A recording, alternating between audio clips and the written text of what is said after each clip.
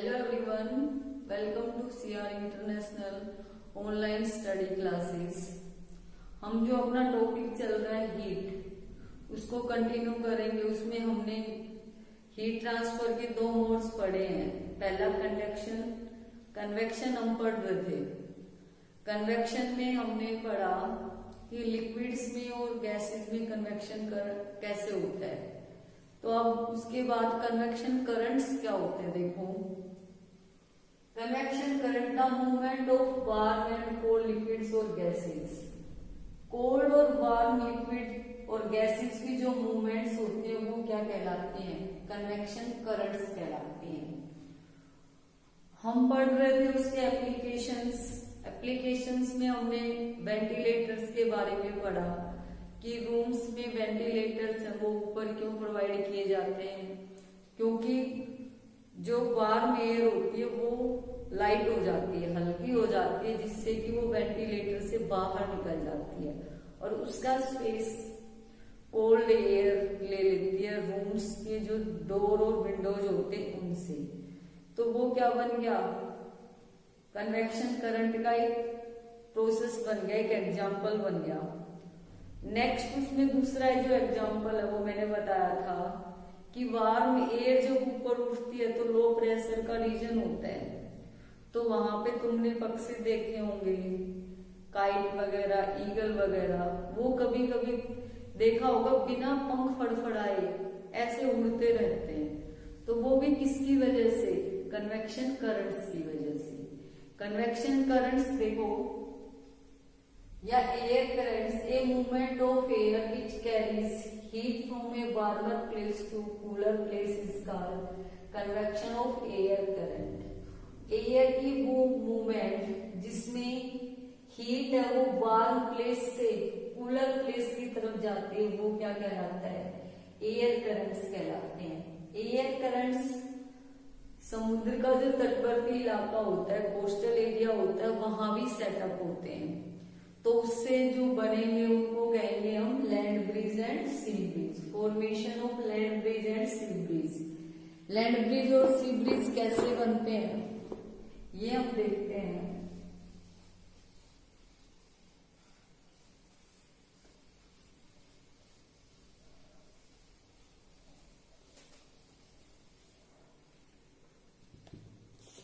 पहले देखते हैं सी ब्रिज।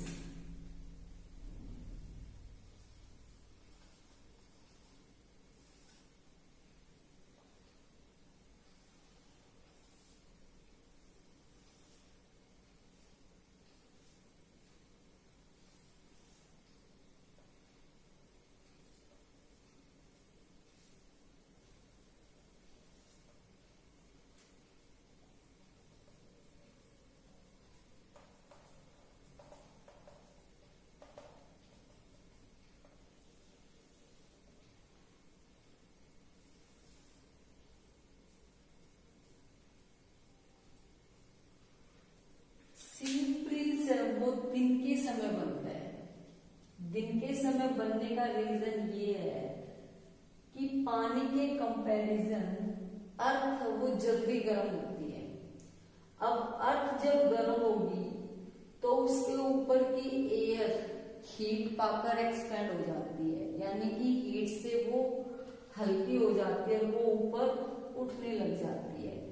तो उसका जो स्पेस खाली बच गया उसमें सी की तरफ की जो ठंडी एयर है वो मूव करती है इस तरह से।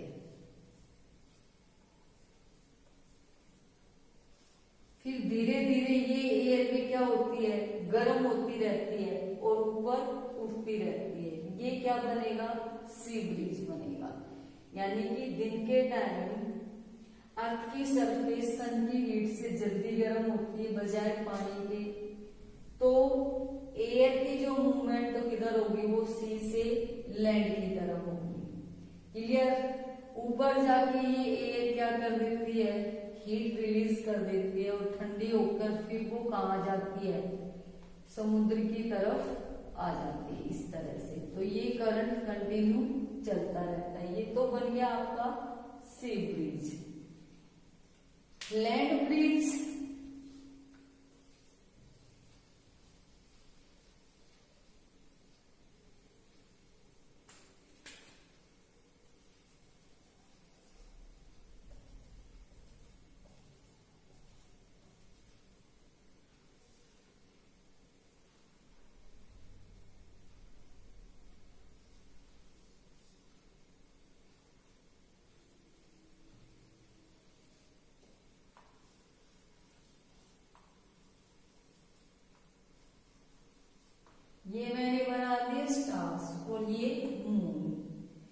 सन दिन के समय होता है, स्टार और मून्स रात के समय। अब जो चीज देरी से गर्म हुई थी वो ठंडी भी देरी से होगी, और जो जल्दी गर्म हुई थी वो जल्दी ठंडी हो जाएगी। तो पानी के कंपैरिजन अर्थ क्या हो जाएगी, जल्दी ही हीट का लॉस करके ठंडी हो जाएगी। अब पानी धीरे धीरे ठंडा होगा तो इसके ऊपर लो प्रेशर का एरिया क्रिएट हो जाएगा यहाँ पे। तो वहां उस एरिया को कवर करने के लिए लैंड की तरफ से ठंडी एयर मूव करेगी इस तरह से, और वो भी पानी की हीट से हल्की होकर ऊपर उठ जाएगी। इस तरह से ये प्रोसेस चलता रहेगा। इधर ये ठंडी हीट रिलीज हुई और वापस ये कहाँ जाएगी, लैंड के ऊपर आ जाएगी। तो ये कौन सा ब्रिज हो गया, लैंड ब्रिज। यानी दिन के समय सन की हीट से जो एयर करंट्स है वो सी से अर्थ की तरफ मूव करेंगे, और रात के समय पानी जैसे जैसे ठंडा होगा वहां हीट रिलीज होगी, तो ठंडी एयर लैंड की तरफ से सी की तरफ मूव करेगी। वो क्या कहलाएगा, लैंड ब्रिज कहलाएगा। ये हो गया आपका सी ब्रिज और लैंड ब्रिज। अब जो तीसरा मोड है हीट ट्रांसफर का, थर्ड जो टाइप था ट्रांसफर ऑफ हीट, उसका नाम है रेडिएशन।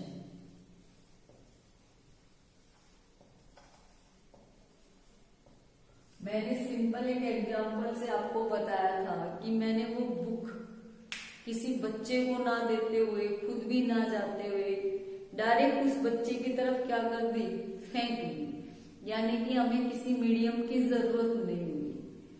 तो वो क्या कहलाएगा, रेडिएशन। जिसमें हीट का ट्रांसफर बिना किसी मीडियम के होता है वो कहलाता है रेडिएशन। इसका जो एग्जाम्पल है वो सबसे अच्छा एग्जाम्पल, सन की हीट हम तक जो पहुंचती है वो रेडिएशन के मोड से पहुंचती है, क्योंकि कहीं रास्ते में वैक्यूम है। अर्थ के चारों तरफ ही तो एटमॉस्फेयर है, बाकी जगह तो कैसा है, वैक्यूम है। तो सन की हीट को अर्थ पे पहुंचने के लिए मीडियम की जरूरत नहीं होती। इसके कुछ और एग्जाम्पल्स हैं, जैसे बल्ब को आपने जलाया, कुछ टाइम बाद वहां बल्ब के पास हाथ करके देखो हीट निकलती है, तो वो भी किसका हो जाएगा, रेडिएशन का। कोई कैंप फायर है, उसमें भी जो हीट का ट्रांसफर हो रहा है वो किससे हो रहा है, रेडिएशन से हो रहा है। ठीक है। अब रेडिएशन कुछ चीजों पे डिपेंड करता है कि रेडिएशन कब फास्ट होगा और कब कम होगा। तो वो एक तो ऑब्जेक्ट का जो कलर होता है,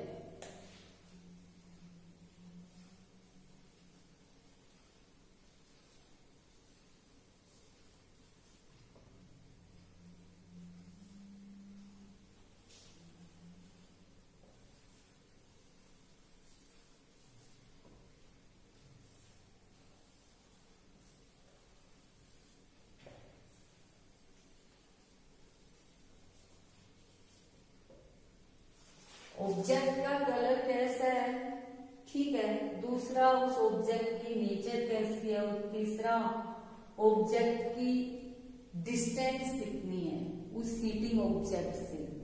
तो ये तीन चीजें हैं जिन पे रेडिएशन डिपेंड करता है। तो कलर और ऑब्जेक्ट के लिए हमने क्या करा, दो फ्लास्क लिए इस तरह से।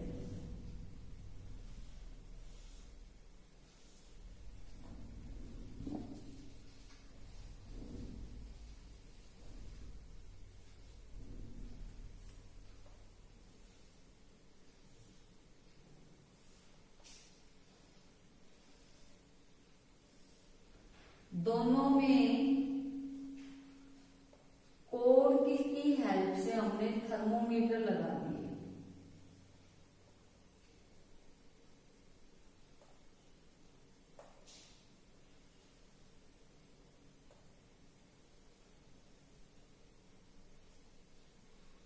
और यहां दो बल्ब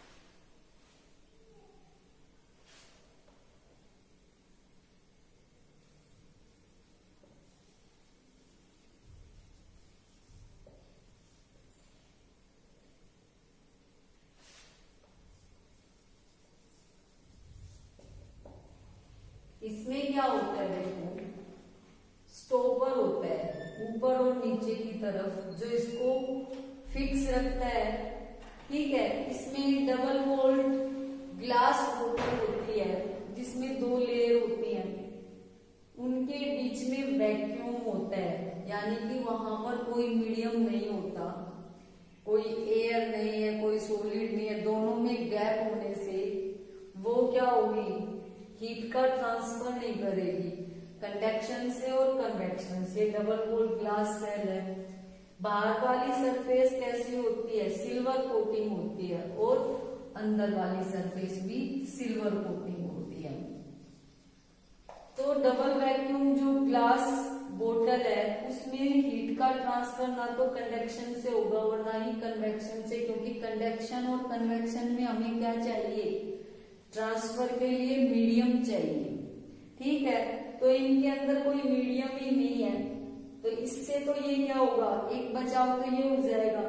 दूसरा, सिल्वर जो सरफेस है, ठीक है, वो क्या करती है, हीट को रिफ्लेक्ट कर देती है, बाहर वाली को बाहर रिफ्लेक्ट कर देती है और अंदर वाली को अंदर, जिससे कि जो मटेरियल हमने अंदर डाला है वो गर्म है तो गर्म रहेगा और ठंडा है तो ठंडा रहेगा। ये थर्मस फ्लास्क है, ये आपको भी बनाना है, ठीक है। आज के लिए इतना ही। Thank you, have a nice day.